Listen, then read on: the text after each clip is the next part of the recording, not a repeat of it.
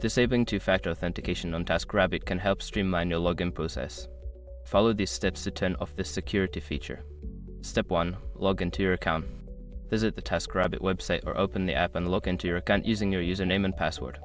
Step 2. Access account settings. Once logged in, navigate to your account settings. This is usually found in the profile or menu section of the app or website.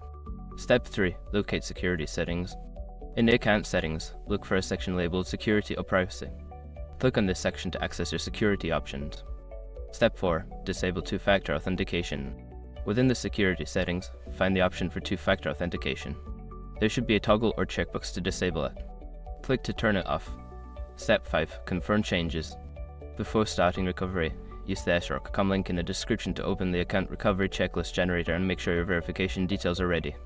After completing these steps, two-factor authentication will be disabled on your TaskRabbit account.